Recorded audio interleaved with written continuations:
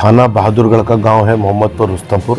2 तारीख की रात की घटना के संबंध में 3 तारीख को प्रातःकाल सूचना मिली थी डायल 112 पर कि रीता शर्मा नाम की एक महिला विवाहिता, उनकी घर में चाकू से हत्या करी गई है और उनके पति राहुल के द्वारा बताया गया था कि ऐसा प्रतीत हो रहा है कि वो चूंकि बाहर गए थे तो उस दौरान कुछ लोगों ने आकर के इनके घर में लूटपाट करी और हत्या करी।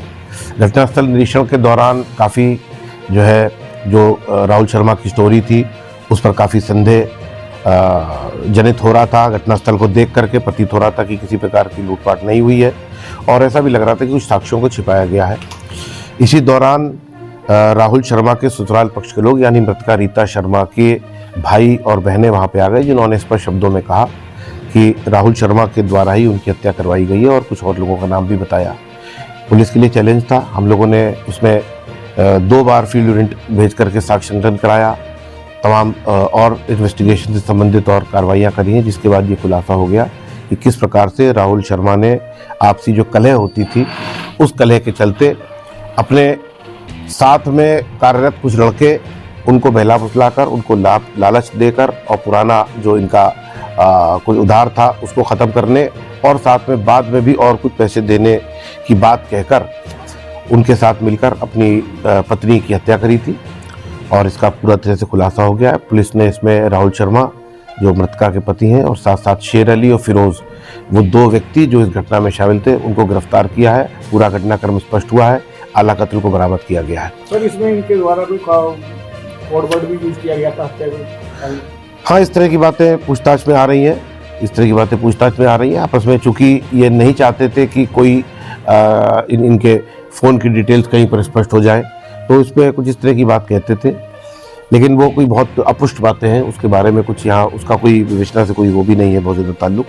ये बात ज़रूर आई है कि इस तरह की बातें आपस में कोड वर्ड इस्तेमाल करते थे और घर में प्रवेश दिलवाया था राहुल शर्मा ने ही। और 2 तारीख की शाम को लगभग 8:30 बजे के आसपास ये घटना कारित करी गई। बाद में अपनी एलिबाई क्रिएट करने के लिए कि मैं कहीं और मौजूद था, एक शादी में भी गए हैं, वहाँ पर फ़ोटो खिंचाई है और उसके बाद वहीं से ये चांदपुर जाना इन्होंने बताया, जबकि ये घटना पहले हो चुकी थी। और जैसा कि मैंने आपको बताया विस्तार से, 3 लोगों की इसमें गिरफ्तारी हुई, आला कत्ल बरामद हुआ। ये जो कोड वर्ड था थोड़ा सा स्पष्ट करें कि क्या साड़ी के नाम पे पैसे की जैसा कोड वर्ड स्पीकिंग यूज किया गया था इनके द्वारा? अब इस बारे में देखिए, कुछ आप बता पाएंगे कुछ क्या कहते थे वो? साड़ी के उसमें इनके द्वारा बताया गया था कि साड़ी के नाम पर पैसे दे देना, हम साड़ी का शब्द का प्रयोग करेंगे, साड़ी के पैसे दे देंगे, बस इतना। सर, पीड़िता के परिवार का कहना था जो मृत है कि उनका इनके पति के साथ किसी अवैध संबंध था, उसके चलते इन्होंने अपनी पत्नी की हत्या की।